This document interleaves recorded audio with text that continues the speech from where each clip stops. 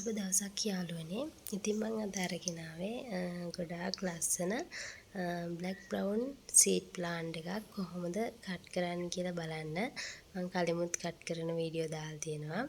ඉතින් අලුතෙන් බලන කෙනෙක්ට බලන්න ඉගෙන ගන්න තමයි මම මේක අරගෙන ආවේ. ඉතින් මම අද පේපර් කටර් එකේ තලයක් තමයි අරන් දෙන්නේ. කොණ්ඩේ සතුටට දාලා තියෙනවා. මීඩියා එකත් අද අරන් තියෙන්නේ බොරළු පොල්ලෙලි කෑලි පොඩි එක. අපි අලුත් විදිහට හදලා බලන්න ඕනනේ. ඉතින් ඒ නිසා අද ලොකු පොල්ලෙලි කෑලි නැතුව කොකෝ ප්ලස් නැතුව පොල්ලෙලි කෑලි වැලි එක මික්ස් කරලා තියෙන එක අරන් තියෙනවා. එතකොට මේ තියෙන්නේ ගිනිසේරියා පවුඩර් එක. ඉතින් මේ ටික දාලා අද පැලේ කට් කරන්නයි යන්නේ. ඉතින් හොඳට කට් මුල් තියෙන පැලයක්. මම බලන්නේ මේකේ යටින් උඩිමුත් කට් මුල් තියෙනවා. යටින් කට් මුලක් හොඳට සීසන් වෙච්ච මුලක් තියෙනවද කියලා බලන්නේ.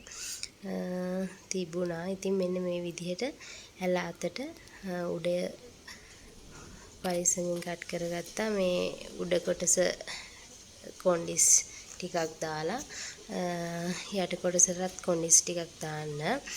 යට එකෙත් හොඳට කොළ 4ක් 5ක්ම තියෙනවා. ඉතින් මේ උඩ කොටසෙත් හොඳට මුල් තියෙනවා. මේක යට කොටසට අපි දැන් අපිට ඕනේ පැල ගන්න. ඒ නිසා ඔස්මෝකෝට් N එකෙන් ඇට ටිකක් දාලා මීඩියා එකෙන් ටිකක් දාලා වැස්සට තෙමෙන්නේ නැතුව අපි මේක අරන් තියන්න ඕනේ. මෙන්න මේ විදිහට වීඩියෝ කරන ගමන් තමයි ඉතින් මේක හදාගන්නෙත්. මෙන්න මෙහෙම හොඳට ටිකක් ඔස්මෝකෝට් එක දාලා මේව කරලා අරන් තියන්න. ඒකලා ඊළඟට අපි මේ টොප් කට් එක උඩ හදන්න යන කොටසට යටට පොල්ලෙල් ටිකක් තමයි මම දැම්මේ.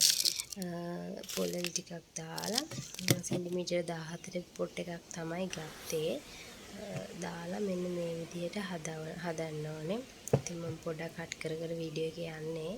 මොකද මේ තනියම ඔක්කොම කරගන්න ඕනේ.